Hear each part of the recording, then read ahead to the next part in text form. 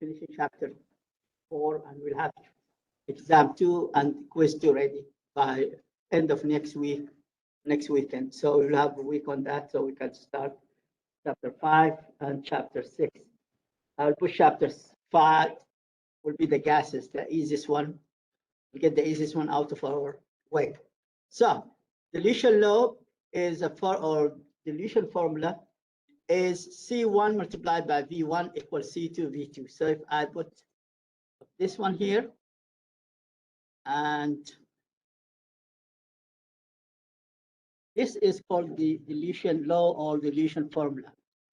C is the concentration and M is molarity. So C1 is the concentrated one, which is the stock solution, the most concentrated one, the most concentrated solution, multiplied by its volume equal the concentration of the diluted one multiplied by the volume of the diluted one. So this is formula here. Believe it or not, it's this question here of dilution is coming almost every year, every semester, every year. So for many years. So dilution law is always asked. So prepare yourself. Let's look at this example here. We have 75 mL of H2O added to this, correct? So of this is the stock solution, the concentrated one called stock solution. So you have to add up the total. What will be the concentration of the diluted one after you added 75 mL to the volume of the concentrated one? So you add up first the whole total one is this. That's now the new volume of the new solution, correct? So the stock solution is this. Its volume is this. The diluted one you don't know, that's a question mark, multiplied by the total volumes 950.5 ml, and you solve for the concentration C2 of the diluted one, and the answer is this one here. Now, please do not tell me even the final exam you did not consider the significant figures. This the ACS exam likes to fool the student to sig figs. So watch out with the sig figs. You started with 3. All those are 3. Your answer has to be 3. The options there, multiple choices. If you get different multiple choice, different significant figures, you have to watch for it. So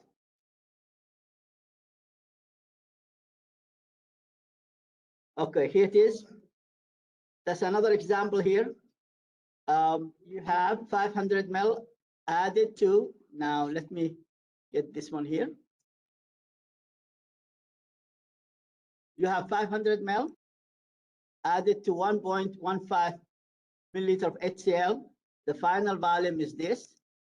What is the molarity of the diluted solution? So this is the stock solution, the most concentrated one, correct?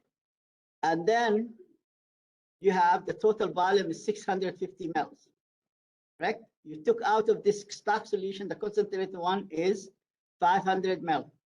And this is the concentrated one, the stock solution, equal to C2 multiplied by 650. That's the total one. Solve for C2, and then it will come up to be 0.115 milliliter. Again, here is the same thing here. Sometimes it's a trick. We'll give you a solution that's, you have to calculate what is the volume of the actual diluted solution. So how much H2O should be added to this amount? That's to this amount of this one here. This is the stock solution, correct? To make the diluted solution is 1.00 molar solution. So this is the most concentrated one, stock solution, and you get 1 molar solution. So stock solution, the concentrated one is here. The diluted one is here. So total volume is V2, it's X plus 985. And volume of H2O is X. So 6, then you have 6.55 molar multiplied by the volume of the concentrated or the stock solution equal 1 molar of the diluted one multiplied by its V2. So you calculate V2, the V2 will come out to be X plus 958 equal this amount. We don't round in between. Do not attempt to round in between. Not round, we round at the end. So now you get this one here, and then you can calculate this one here for 3 sig figs. I took this one here to 3 sig figs. You can put it this way, or you can use scientific notation, either or, correct? And it's the same thing here, this example here, you have stock solution of this amount. You have taken out of this, correct? You boil it. Once you boil it, the concentration will be more. So this one will be what? This one will be diluted one, correct? Because now you look at this, it said it is boils. You are boiling, you are creating more concentrated one. This, the keyword is boil. So C1V1 equals C2V2. Now the C2V2 is here. That's the information here. The concentrated one after boiling, correct? So total volume is 452.5, correct? And divide by 2, you get 250 because it said to half of its amount. So you boiled until you get half. So this is now the total volume, correct? Now put just C1V1 equals C2V2, and C1 is your concentrated one because you are boiling the solution. The more you boil, the more concentrated the solution will be. So you started with diluted solution 2.660. You evaporate the solvent. Now you are making out of it 5 molar, from 2.6 to 5.3 molar. So we are making concentrated solution. So here it is. Let's put another example here. Now this is not coming in the ICS exam or in the exam, but at least I added up when I wrote this chapter. I think it is important to know what is really parts per million. Parts per million means part of a million. It says that like this. Part of a million is a part of a million. A million is 10 power 6, correct? So parts per million, ppm. And then we have part per billion, correct? Which is ppd. So parts per million is the mass of the solute divided by the mass of the solution multiplied by million, multiplied by this million. And the billion will be multiplied by 10 power 9. Okay, guys? And if we say trillion, part per trillion, then will be 10 power 12, correct? So let's look at an example here. Let's look at an example here. Again, this one not come in the ACS exam, not in the quiz, but I put it there because students, they have to know what is really part per million. So sodium chloride is 248 grams sodium chloride in 100 grams of H2O. What is this concentration expressed in part per million? Well, it's easy. Take this one here, over 100, multiply it by power 10 power 6. If you want a part per million, multiply it by power 10 power 9. If you want a part per trillion, power 10 power 12, correct? So that's just for you. So you don't expect me to give you, and you don't expect this one here will be in inside the ACS exam. But I would like you to know how to understand this part per million, per billion, per trillion. So million, billion, trillion. So for example, I have here I have here 0.08 grams of silver chloride, correct? So silver chloride here. This is the amount of silver chloride dissolved in 100 grams of H2O, correct? What is the concentration in part per million? Well, this one here is divided by 100. So this is what's given to you. You multiply it by 10 power 6, 1, 2, 3, 4, 5, 6, 10 power 6, get 80 part per million. If you want a part per billion, 10 power 9. If you want to have the power by trillion, 10 power 12. So here it is now. It's just another. A certain pesticide has a toxic solubility of 5 grams in kilogram body weight. What is the solubility in part per million? Well, you have bless you. So you have this one 5 grams, correct? So 5 grams over 1,000 grams. So this is 5 grams over kilogram has to be transferred into grams over 1,000 multiplied by 6, 10 power 6, get 5,000 parts per million. So another example here, as I said, just give you the feeling of this. Now, if you look at this, part per million is 1,000 part per million. So if you have 50 part per million and you want to transfer it into billion, it's just 50 multiplied by 1,000. You get the number in part per million, correct? So this is the same thing if you want to transfer it. As I said, nobody will ask you this, but at least you get the idea how they are related to each other. Now, this will conclude chapter 3. You can read about this one here, chapter 3. Let me go for chapter 4. Chapter 4 is about, take this one here. Chapter 4, stop sharing and then share the new one. Here.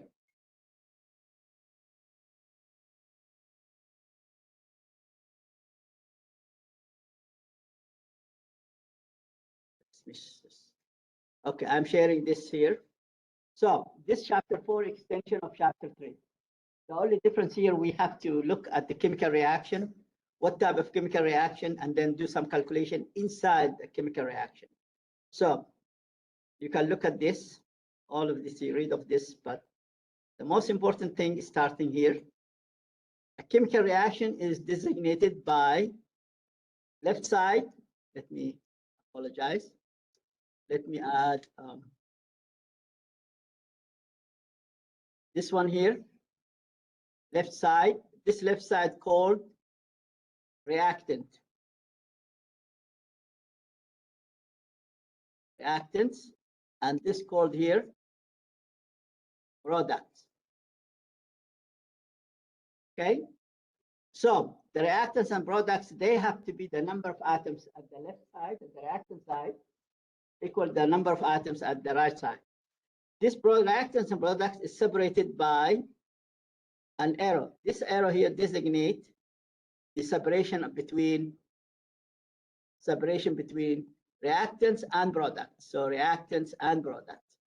So chemical equation is made of 2 sides, reactants, chemical compounds are at the left side of the chemical equation, and the products, chemicals at the right side of the chemical equation, and both sides are separated by an arrow.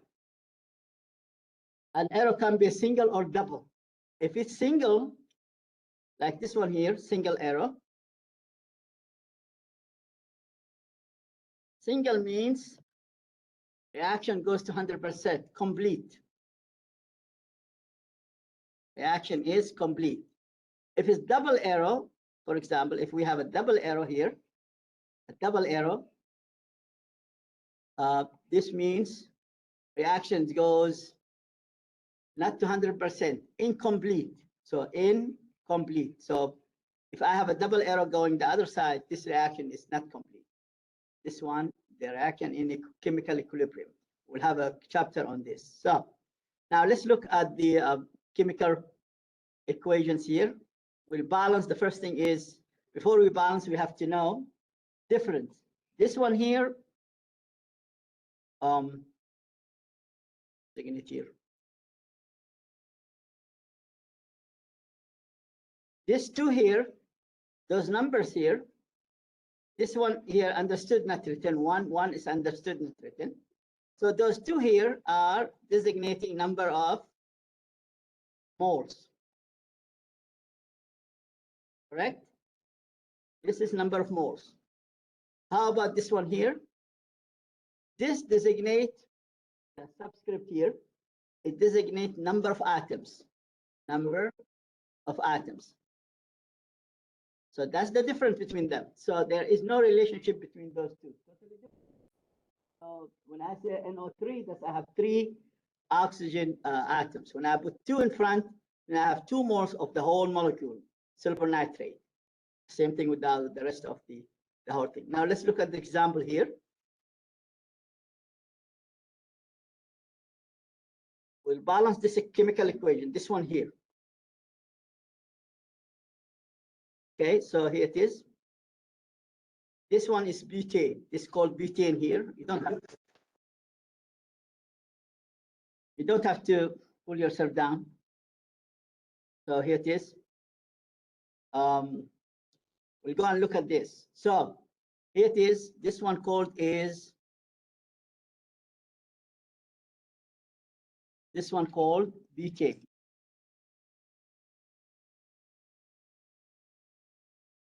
So butane, you know what's butane, propane use, and methane? Those are a mixture of natural gases. They come in nature with natural gas. Natural gas is a methane, but sometimes butane and propane came in. We can use them for cooking. Butane is heavier and expensive. Propane is cheapest, but the cheapest is methane, and smaller in size and cheaper than both butane and propane. So butane is being oxidized by oxygen. This reaction is pure oxygen reaction with this. This is called here combustion reaction. This is called what? Combustion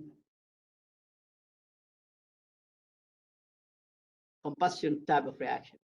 A complete combustion reaction will give you CO2, H2O, and heat. Exothermic reaction. This is an exothermic reaction. The exothermic means the heat is given away. So exothermic. So this is a combustion reaction. Now we have to balance this equation. So what you will do here first, you'll go here and then look at the number of atoms left and number of atoms right, correct? So what we'll do here, and we'll say, well, let's look at this. Number of carbons at the left is 4. Number of carbon at the left, this is left here. All this left, L. All this right. The heat's not part of the chemical balancing. So left 4, and here is 1, right? The hydrogen at the left side is 10. At the right side is 2. Right? The oxygen at the left is 2. That's 2 here. Left is 2. At the right is, I have to calculate here. I have here 1 oxygen, and here I have 2. So 2 plus 1 makes 3 oxygens. 2 from CO2, I have 2. From oxygen 1, I have 1 from H2O, so I have 3. So 3. Now, if I look this one here, all of it is all over the place. They are not balanced. So what should I do? Well, my intuition will tell me, let me take this one out. My intuition, because this is 4 here at the left, how about adding 4 at the right side? Okay, so here it is. I will add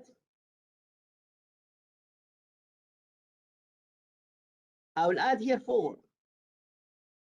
Why I add 4? Because I have to make the carbon both sides 4, 4. So now I have both of them 4. So this one here, instead of 1 is 4.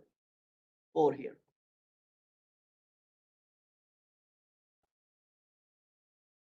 So add here.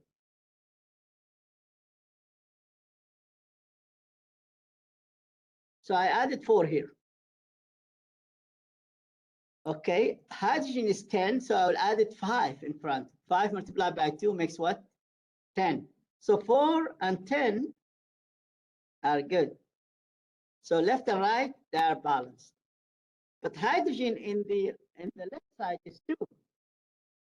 And in the right side is 5 multiplied by 1. This is 5, correct? This is 5 and 8 here. So I add them up. This is 13. So this is not balanced. Well, it turns out to be if I have an odd even number of atoms, I have go through fraction. I have to go through what? Fraction. I get the fraction, the big one is 13 here. I put the 13 up in front of the oxygen here. And then the two of that, whatever is here, 2 divided by 2. So 13 over 2. So let me just take this one out. I put here 13. I put here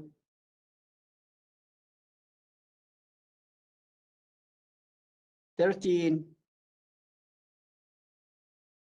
over 2. So the two cancels out. But nature does not like fractional equations. We don't have part of the molecule or half of the molecule. So what I do, I take the whole equation here, multiply it by 2 to get rid of the 13 over 2. So 2, but the whole molecule, correct? 2 multiplied by 13 is 13, correct? 2 multiplied by 4 is 8. So it turns out to be, this one will be 8, okay? So let me take this one here out. This one will be 2.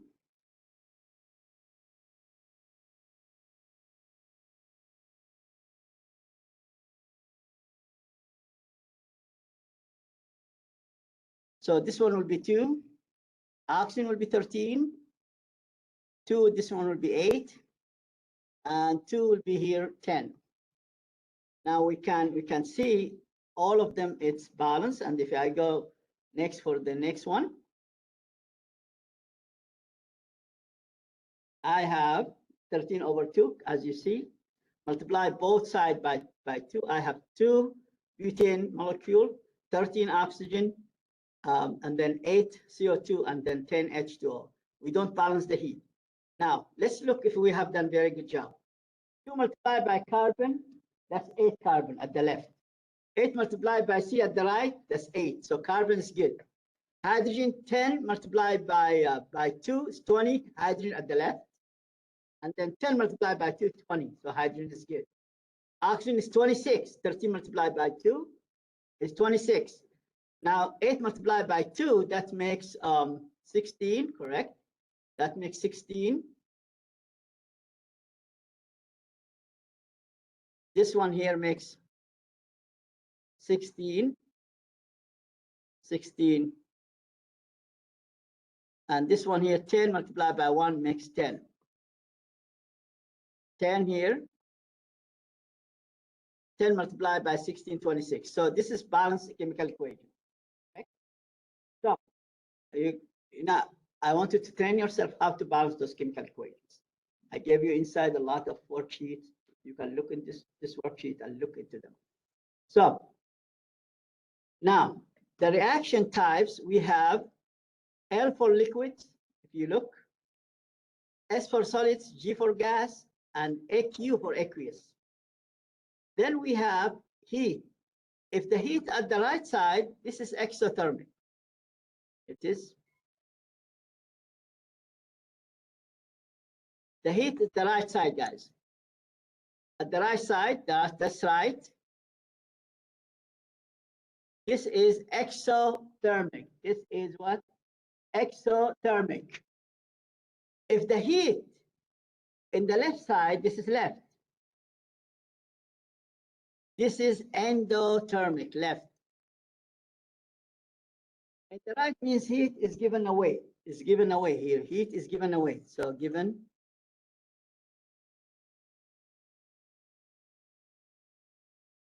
And the left means taken in. Heat is taken in.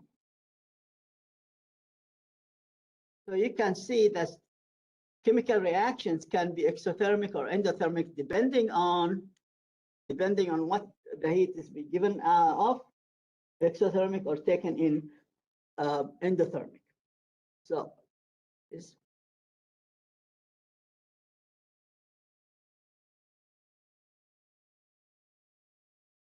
Now, what type of chemical equations we are calling for? We have 3 types of chemical equation. We have complete ionic or molecular chemical equation. We have 3 types. So here it is. How many types? You have 3 types. We have complete. We have, this is molecular. This is the molecular ionic. This is complete ionic. We take everything out. And then we have the net, which is, this one is the most important part. Now, in the past, they bring SES exam, they concentrated themselves on this net ionic chemical equation. So they will tell you about this net ionic chemical equation. So let's look at the example here. Look example. I have sodium iodide aqueous. When say aqueous means I can take it in ions. I can take it what? It's soluble in H2O. I can take it ions. Lead nitrate aqueous. So we have to look at this one here. This is aqueous. Aqueous. Aqueous, we can take it apart. This one aqueous, take it apart. This one, no, we cannot take this one apart. So we keep the sulfur, the solid as is, the gas as is, the liquid as is. So this is called here complete molecular ionic equation. This is in a molecular form. So this is a complete molecular ionic form. Now, when you take it apart, you take only what? You take only the aqueous solution one, this one here. So now, if I take the ions aqueous here, anytime I have aqueous, I can take it apart, correct?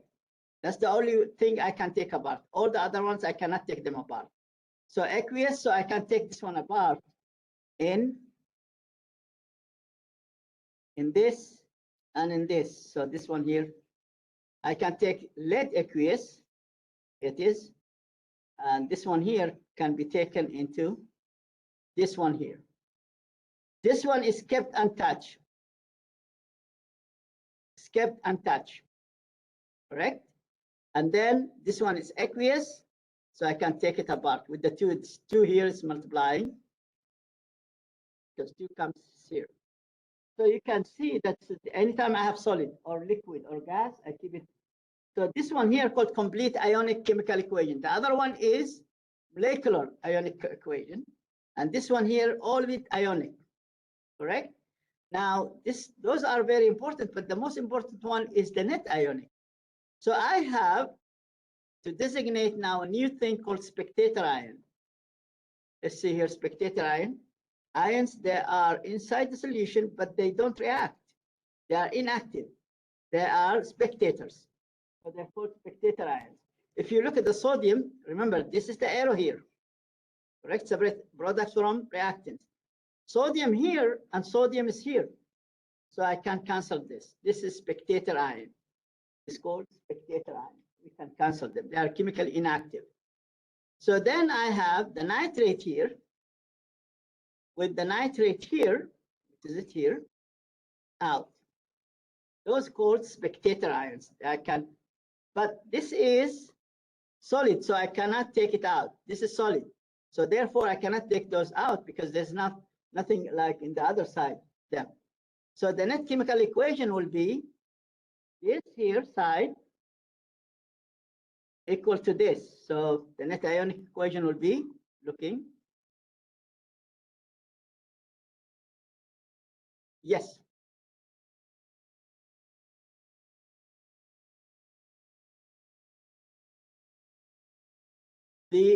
Anytime the rule is you have to keep all the solids, all the liquids, and all the gases. Why? They are not soluble in H2O. We take only the ones they create ions inside H2O.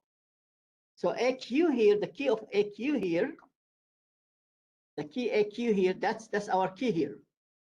Our key is AQ, AQ, AQ. Means those are soluble in H2O. Soluble in, since they are soluble in H2O, they make what? Ions. They make ions. But this one is not soluble in H2O, does not make. Any gas is not solvent H2O, we keep it untouched. Any liquid is not solvent H2O, we keep it untouched. Correct? Only the AQ, they make means ions. They are solvent H2O and make ions. And then the spectator ions appearing in the left and the right, they are chemically inactive, called spectator ion. So we can cancel them out to get into the net ionic chemical equation. So here it is. You can see here, we have taken all the nitrate here out. Taken all the nitrate out. Here it is. See here, all the nitrate out. The nitrate out, sodium out, sodium out, sodium out here. So the only left, the net ionic chemical equation is this. This is very important. Now, I can expect this one will come in the quiz, this one will come in the exam, this comes in the ACS exam. Because the driving force in any chemical equation is the net chemical equation. This is the driving force. Not the other ions inside the solution, they do nothing. As you have seen today in the lab, whoever has taken the lab with me, we have a lot of stuff inside the solution. Spectator ions, they are not part of the chemical reaction. Just there sitting and they are doing nothing. So this is very important, and make sure that you understand how to get into this chemical net ionic equation from the molecular equation. So, and OWL has, I think, plenty of examples. So now we have this one here, give you the potassium iodide, lead nitrate, give you lead iodide, potassium nitrate. It's the same thing. Complete ionic, you take the aqueous, just concentrate yourself on the aqueous, leave the other stuff untouched. So here it is. Leave this one here. You take just aqueous, aqueous, aqueous.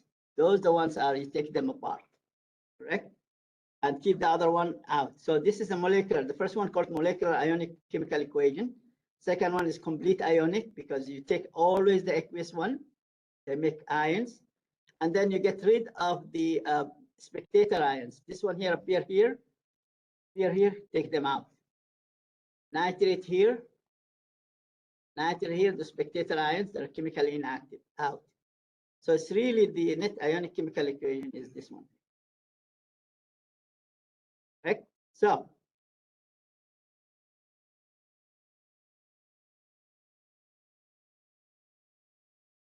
now what types of chemical reaction? We learned about type of chemical equations. Said molecular ionic chemical equation, complete ionic chemical equation, and net ionic chemical equation, 3. Now, how about the reactions? And that's what today in the lab, correct? The Cooper cycle we did in the lab, and we said there is single displacement, double displacement, decomposition. We did not do combustion. We have a combustion, and we have a combination synthesis, correct? We have combination. We did not do in the lab combination and decomposition, but we did all the other stuff. But if you look at this, so we have just 3 major the ones. We have precipitation reaction, means it has another name called double displacement. So we have a double displacement reaction. So here it is.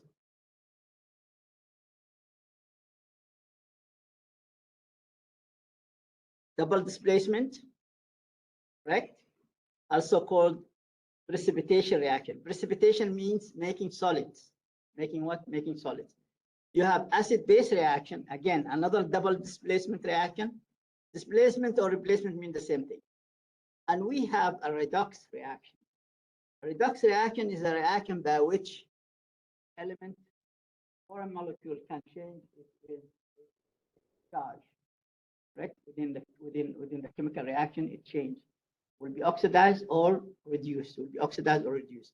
How many of those? We have 4. We have 4 of those. So precipitation, acid-base reaction, they don't change their charges, oxidation number or charge. they don't change their charges. All the elements, all the ions there, they don't change their oxidation number, their charges they are carrying. But the redox reaction, such as single replacement, decomposition reaction, combustion, combination, also called synthesis, those we have an issue with them because they can't go through the chemical reaction and then change the element oxidation number or the charge. Here an example of this. Let me just show you an example of this. You have silver nitrate and potassium dichromate. This is dichromate. We just have them here. Okay, so this is dichromate, and this is silver nitrate. Silver nitrate is soluble in H2O, so it has aqueous, correct? Potassium chromate is soluble because of potassium, aqueous, so they make ions, correct? Now, when you mix them together, you get a very nice reddish, as you see in the test tube. Can you see the test tube? Very nice, gelatinous, thick, very thick red precipitate, correct?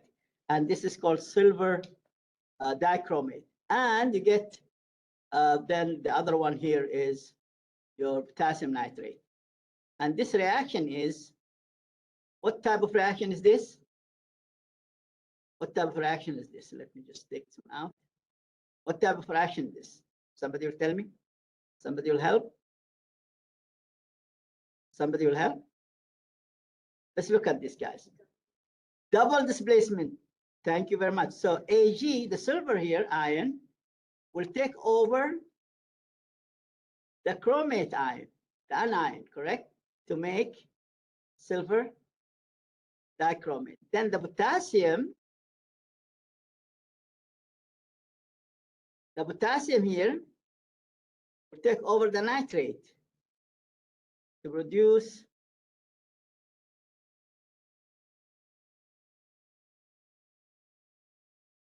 nitrate here. Can you see that? So this is the swap pair partners. The cation of the first one will take the anion of the second one. The cation of the second one, the second compound, will take the first anion, second of the first compound. So they swap their partners, their anion cation partners, and therefore you can see this type of reaction called double displacement. Double displacement. And because we have double displacement, we are not, and this is precipitation reaction. Oops, sorry. This is a precipitation reaction. So we are not expecting, this is PPT, precipitation reaction. We are not expecting any changes of the oxidation number. There's no change in the oxidation number. So let's look at this now. Ask yourself, well, when is the compound is soluble? When is the compound is not soluble? Well, it turns out to be group number 1A. This group number 1A, correct? This is group 1A, are always soluble. This is 1A, by the way. So this is 1A. Group 1A, sodium, potassium, all the group 1A are always soluble, believe it or not.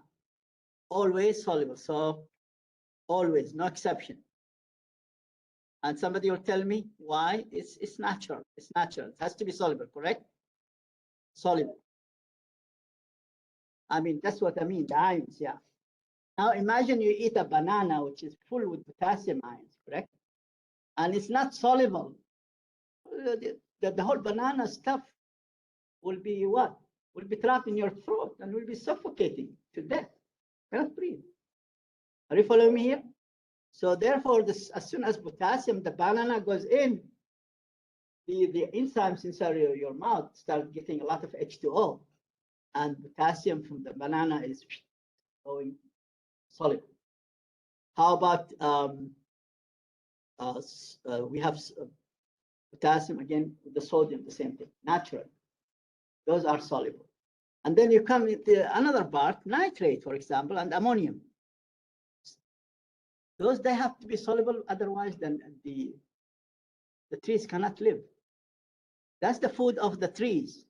And if they are not soluble, then the trees cannot suck them through their stem all the way to the leaves and spread them all over the tree parts.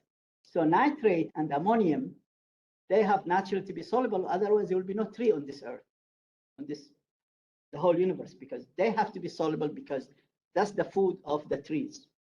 Correct? So this is the fertilizer and the food of the trees. They have to be soluble. So ammonium and nitrate are soluble. Group number one are soluble. Acetate are soluble. That's from vinegar, correct? Acetic acid. Acetic acid is soluble. Can be so. So the solubility has to do with a lot of sense. Chlorate is soluble. That's your Clorox. Chlorate and chloride here. That's a chlorate ion, and then the chloride ion as well, and hypochlorite ion. Those are soluble. Perchlorate is soluble. All those are soluble, right? They have to be soluble. Then compounds such as the halogens, the chlorine, bromine, iodine are soluble, but they have exception though. Exception if they come with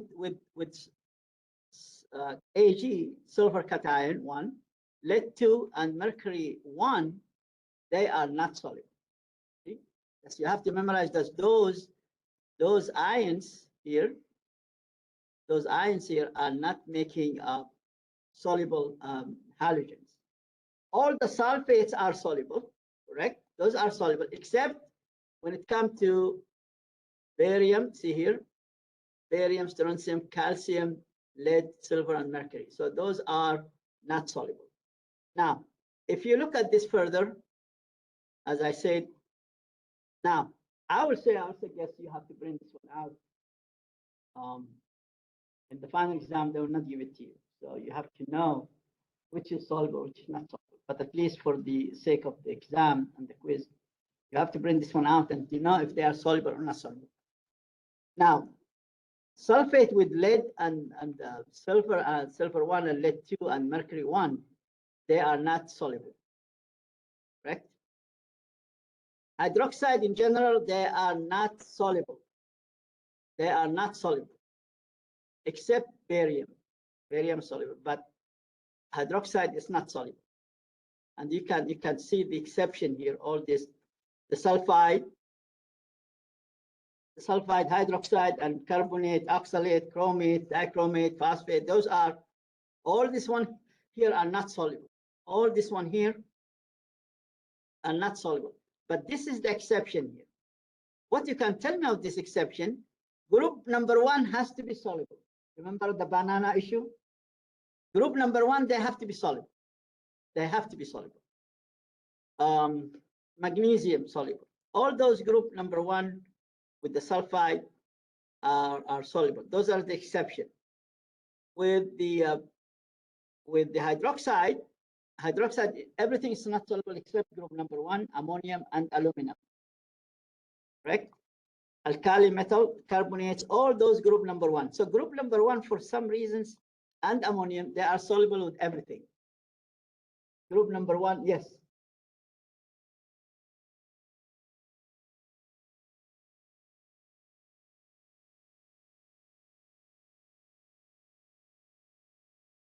All sulfides not soluble, but this one here, they are soluble. In the right, except means they are soluble. Here, let me see. Look. Here, all those are soluble. Soluble. If I have, for example, I have calcium sulfide, it's soluble. Barium sulfide, soluble in H2O. Magnesium sulfide, soluble. Sodium sulfide, soluble. Potassium sulfide, soluble. Strontium, ammonium sulfide, all those are soluble. But in general, sulfides are not soluble. Yeah, that's. And you know that if you have a group number 1, they have to be soluble by nature, so they have to be soluble. So that's the whole thing. And here it is. If you look at this, so well, I would say bring this one out in front of you, make it handy so you can look the solubility. But you're expected to have them ready in your brain by the end of for the final exam. So the final exam. So let's look at this. Here it is, the cation, the anion, and the soluble or not. if you mix those with the other anion, any anion, group number 1A are soluble. Yes, soluble, yes. Any cation with nitrate, that's the food of the what? The food of the trees. They have to be soluble. Anything nitrate inside the soil has to be soluble. Otherwise, forget about the trees. They can't feed themselves. If it's not soluble, they can't suck it with H2O through all the stem, through all the leaves, all branches. They can't. They have to be soluble. So, and then it goes like this. The halides, group number 7, the chlorine anion and the bromine anion and the iodide anion, those are always soluble, except they are not soluble with those two, with those 4. See, that's the exception.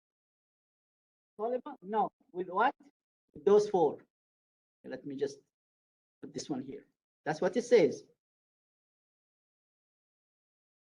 Those here 4, those 4 here,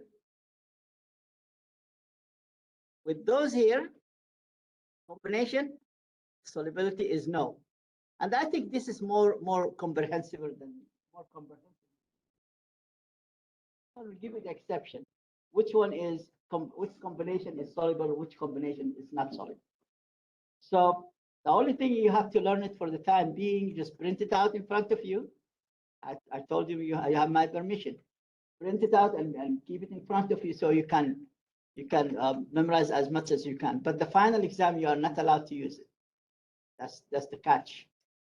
I'm giving you the opportunity to study them for the final. Keep them handy in front of you and look at the combination. So the halides with the rest of any cation are soluble, but except those 4 cation, they are not soluble. So the sulfates are always soluble, except with those 5. Correct? 1, 2, 3, 4, 5. They are not soluble. See here. And it goes on and on and on. And I want you to just look at this list and print it out for the quiz and the exam. Okay, guys. So let's move forward. Now, I want to go and look at acid-base titration. Acid-base titration, we have, this is an acid. An acid is a compound that's dissolved in H2O, and it can donate its protons, the hydrogen here. This hydrogen here can be donated to what? To the base to produce H2O. So this type of reaction, acid-base reaction, is double what? Double displacement. The H from HCl will be given to the OH here. So here it is, to make H2O, and the sodium here will take the chloride here. So this is the swapping their anion and cations, and therefore we are dealing with double displacement. So a base is a compound that can dissolve in H2O, that can accept a proton from an acid. Now, if I have in the lab and I don't, or in your kitchen, and you are asked how in the world I will know compound or a bottle inside your kitchen, and you don't know if it's an acid or base, and you want to test it, you don't have a litmus paper at home. So what do you do? Somebody will tell me? Somebody will tell me? How in the world I will know that I have an acid or base? Without litmus paper. Test them.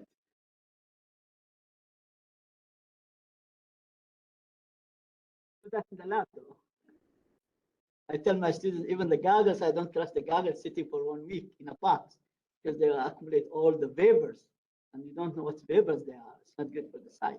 You have to rinse them, clean them first, and dry them. Don't use the goggles from the lab as they are. You have to rinse them. No. Well, test them. I will see. Yeah, but if in the kitchen you will dare to taste, okay, I'll say okay, but it's not a good idea. So how will do? What is unique about this? You don't have to taste. Put them in your finger. If it's slippery, it is what? It's a base. All the bases are slippery, soapy. Anything slippery in your hand, that has to be a base. It has to be. Anything slippery, any chemicals in the kitchen or in the lab is very soapy, slippery in your hand. That has to be a base. So they can therefore dissolve oils. Sodium hydroxide, Drano, don't drink the Drano now. Drano is very dangerous. So Drano sodium hydroxide. So Drano can dissolve any oils. But if I have my hair stuck inside the sink, should I put Drano on it? No. I put just vinegar on it. The acid dissolves the hair. So as the acid then, anything stinks, this is an acid. You know, the ant stinks, formic acid. The bees, okay, they stink, okay, formic acid. That's all acid. Whatever is stinging, feeling in your skin, correct? The taste, then you can taste. Acid will be sour, yeah. Yeah, but I have to be very careful in the lab to taste anything in my tongue. You'll end up your tongue dissolved like slime out from your mouth. Yes, you have to be careful. No? Don't try anything in the lab, even like this. You have to put a lot of distilled H2O or tab one in front of it, make it dilute, so it will not have a side effect. So, the acids have the ability to donate its proton, its hydrogen, and the sodium hydroxide has the ability to accept this proton from the acid. That's acid base, correct? Acid base, if you look at the complete ionic and the complete ionic, so you take all this aqueous, sodium hydroxide, aqueous. It turns out H2O is liquid. You cannot take H2O. So you can take this one apart. You can take this one apart because AQ, you can take this one apart, but this one H2O, L, you can't take it apart. So when you look at the net ionic chemical equation, it'll come up like this. So really the driving force is between the protons of the acid and the hydroxide proton ion of the acid and the hydroxide ion of the base. That's what makes driving force to produce H2O and heat. So this is the net ionic chemical equation. So now ask me how many strong acids you can know in the whole universe. How many strong acids? Believe it or not, we don't have that many strong acids. We have only 7, and they are there. First, we did today nitric acid, sulfuric acid today in the lab, correct? Those are strong acids. As I told you, you have to be careful not to have to wear goggles all the time with nitric acid because a drop in your eye, nitric acid concentrated. Nitric acid is about 18, 36 for chloride and 18, I think, 12 for this and 36 for nitric acid, molar.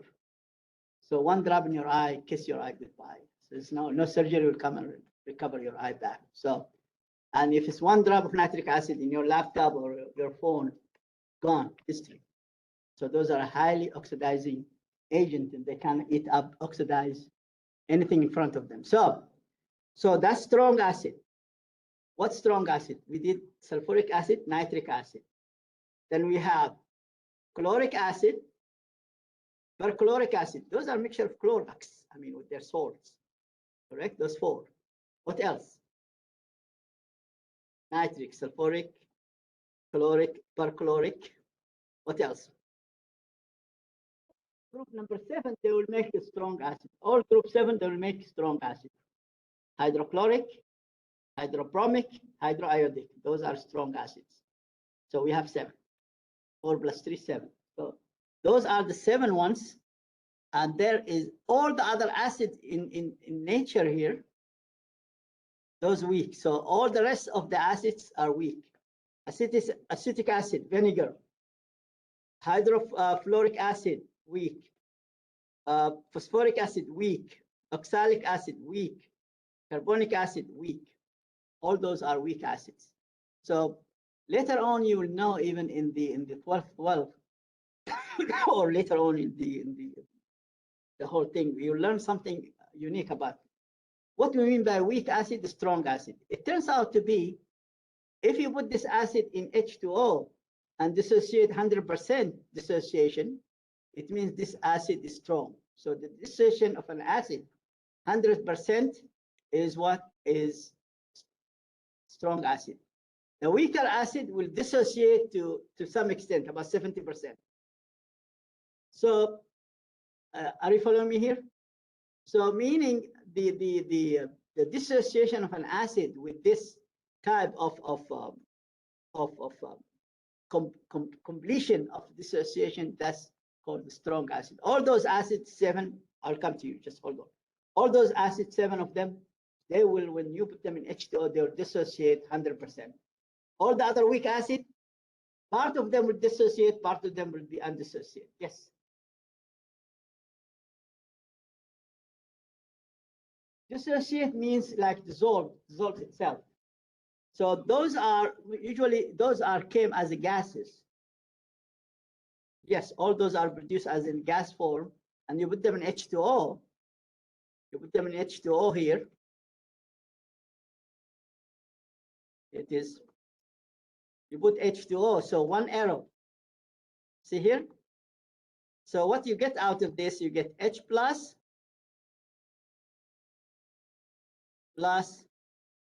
ClO4 minus perchlorate. So this is AQ, and this is AQ, aqueous. Now with this acetic acid or HF, for example, hydrofluoric acid, now this one here plus H2O, guess what? You have a double arrow, H2O. So you have H plus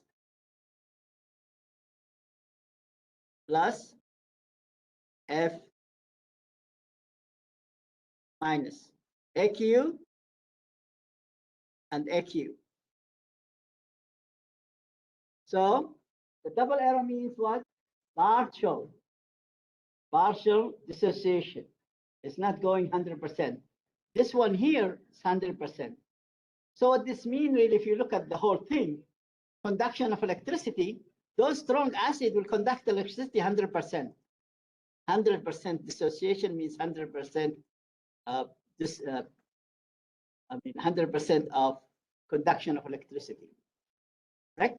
And those may be up around to 70%. So if you have your hand in hydrofluoric acid, that's very dangerous. But phosphoric acid or carbonic acid found in Coke, in the soda. Each soda has carbonic acid, CO2 and H2O. If you put your hand in the soda and put electrical current there, you'll not die. This is 70%. It's no conduction of electricity. But if you have a strong acid, then you will be barbecued, really barbecued. So they are conducting electricity because they are dissociating themselves 100%. So here, just the food you can read. Food are filled with acids and bases. So some food is acid, some food are bases. And those here just a weak acid. You can see all those here are filled with veggies, are filled with and fruits. They are filled with acid themselves, weak acid, all the acid. So this is the strong acid. Strong acid is coming from group number 1A and 2A. So all bases are weak except group 1A plus 2A. So those are the element of those: sodium, lithium, correct, potassium, cesium, and here it is, magnesium, calcium, strontium, barium. Those are just one arrow. They give you one arrow. Dissociation 100%. Dissociation what? 100%. Correct? Dissociation means 100%. So, and if they dissociate 100%, you can speak about exothermic because they get heat. So if somebody will swallow a concentrated Drano solution, That's concentrated sodium hydroxide. That will dissolve all the throat, all the stomach, everything to the colon. Everything will be out. And the heat, the body will be heated up because it's a lot of exothermic reaction between this, all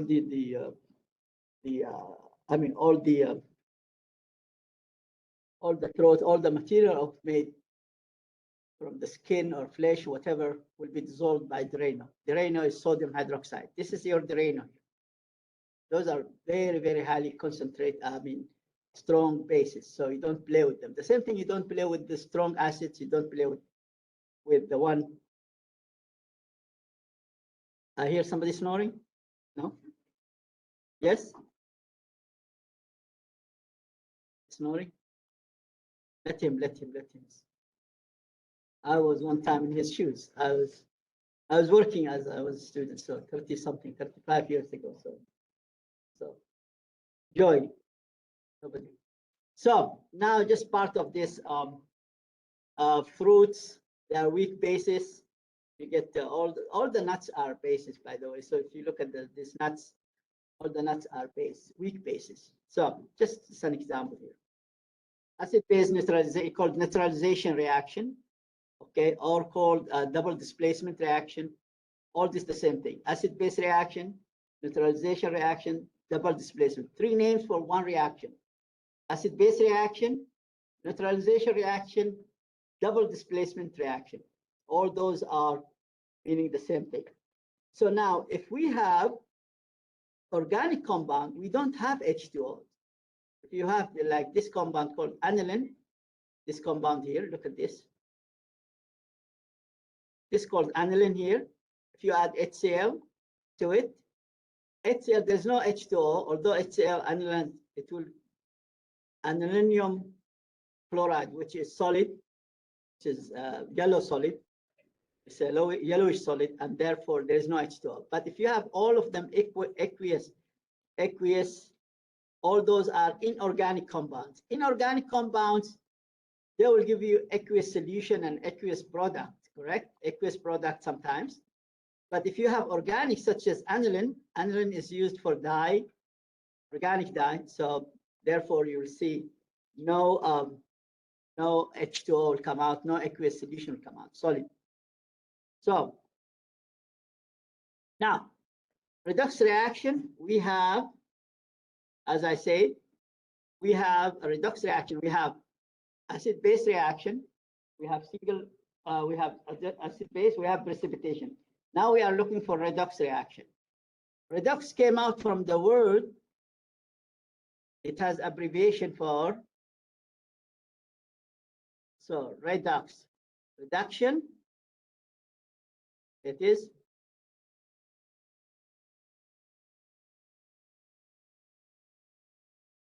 reduction oxidation.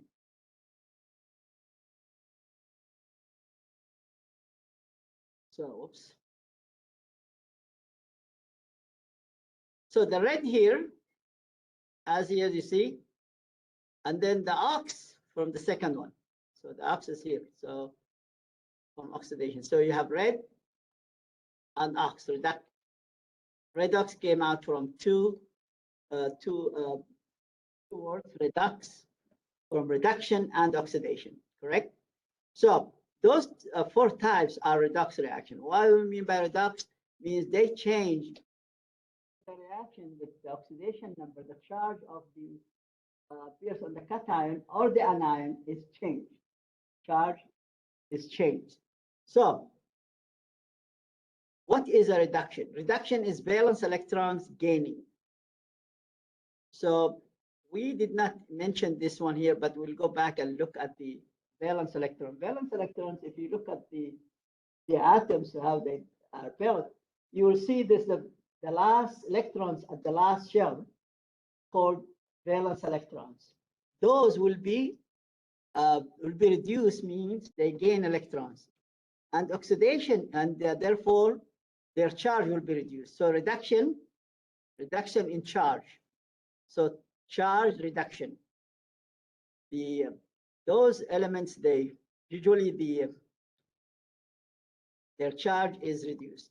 The oxidation number they give away valence electrons, not gaining, they give away, and therefore the charge will be increased. So charge is reduced. And here the charge is increased. Charge is increased. So let's look at these rules here.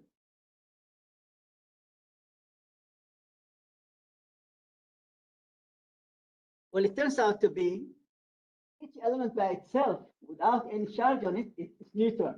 Therefore, will carry a charge of 0. So anytime I have a neutral, here. Anytime I have a neutral compound, neutral atom or molecule, so I have oxidation number. Oxidation number means this is a charge, the charge number, charge that the elements have that carry. So charge number, charge number, guys. So if it's neutral, this is 0. So this is 0. Okay, such as, look at those molecules, nothing on them. So the sum of all the charges is 0. So they don't carry any charge. So the whole thing carries 0. The number of oxidation number is equal to the charge is carried. When I say calcium 2+, so the charge is 2+, correct? When I say aluminum is 3+, so the charge is 3+. When I say ammonium, the whole molecule is 1+. This is for the whole molecule is 1+. Whole oxidation number for the whole ammonium ion is 1+. Now, hydrogen, look at the rule, hydrogen in group number 1. And that's the reason we put it in number 1, because all group number 1, they have a charge +1. All group number 1, 1A will have charge number +1. Group number 2 will have 2. So group 2 will have number, this is 1 here. And group 2 is 2. Group 3 is +3. So those are metals. They will have +1, +2, +3. Now, there is sometimes this hydrogen is not +1. If it's combined itself with elements like here, calcium hydride, barium hydride, then the metal will take priority. The metal always positive, and the hydrogen will be negative. -1 will be -1. That's the only thing. Oxygen always is -2, always 99%. But there is exception sometimes. In the peroxide, the oxygen is -1. The peroxides, it will be -1. Okay, so it will be -1. So group number 8, 8A, always -1 as well. -1, which is chlorine ion, chloride ion, fluoride ion, all those, and bromide ion, iodide ion is -1. So those are, I would say, print this page for yourself so you know the charges of these elements here. Now, if you look at this, an example here. I have iron from 0 to iron 3. Is this oxidation or reduction? It is an increase or decrease. If it's a decrease, it will be reduction. If it's an increase in charge, it will be oxidation. So what do you think? It's an increase or decrease? It's an increase, correct? It went from 0 to +3. And therefore, it's oxidation. Oxidation means has to give away, give away 3 electrons. If you add 3 negative charges plus 3 positive charge, it has to be equal. So the sum of the charges here, 3 positive has to be equal. We started with, which is 0. 3 plus minus 3 negative, it will be 0. So this is, iron is being oxidized. Here we say, this is an oxidation number. Now, let's look at this example. Sodium here, from 0 to sodium plus, and give 1 electron, correct? Because if you add the negative charge with the positive charge, you have to get the left side, which is 0. As we balance between number of atoms, balancing chemical equation, we have to balance with the charges. This is very important to balance the charges, otherwise it will be not balanced, correct? So the sum of the charges left equal the sum of the charges in the right side of the equation. So chlorine here, this sodium is being what? Oxidized. Why? You look like this, and if you look at again, this is an oxidation for sodium from 0 to +1. That's oxidation. And this one called first half reaction. That's the first half reaction of the chemical reaction. That's called oxidation, right? And now this electron of sodium will be given away to chlorine here. So this one here, given away to chlorine, take it, goes from 0 to -1. This is a reduction. Which is greater, 0 or -1? -1 is less, correct? So that's a reduction. This is called the second half reaction. So the complete redox reaction will be adding both of them. So take this one here, another color. So if you look at this, the electrons here with the electrons here cancels out. Those are canceling themselves out. The left with the left, so sodium plus chlorine, 0, 0, will be sodium plus chloride minus.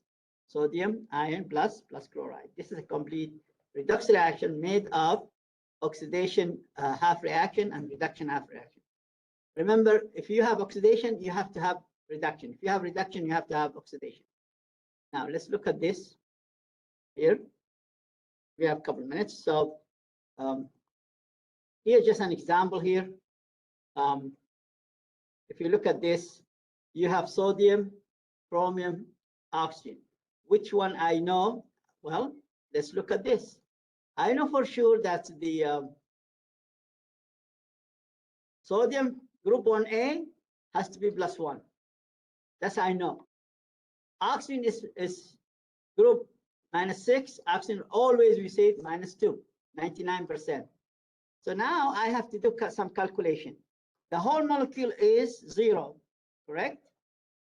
The whole molecule is neutral, and it is a 0. So 0 equal to 2 sodium, 4 oxygens, and plus chromium, right?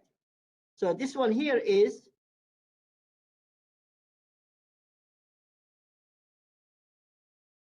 -2. This one here is +1. And you can calculate. So this is 2, correct? This is -2. So 2 minus 2 minus 8. Minus 8 plus 2. And it will be what? Will be minus 6. Go to the other side. So your chromium is +6. I'll stop here, and then next time we'll come and finish, for example, and finish this chapter next time.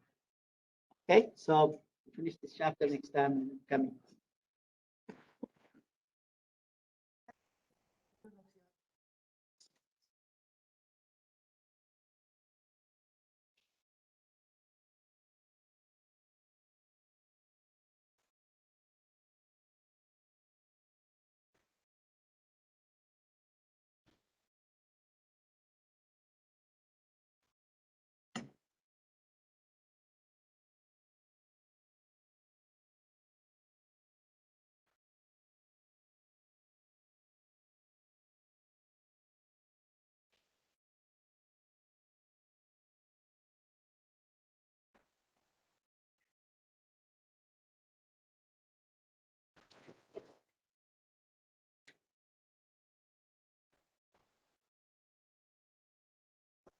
Hold on.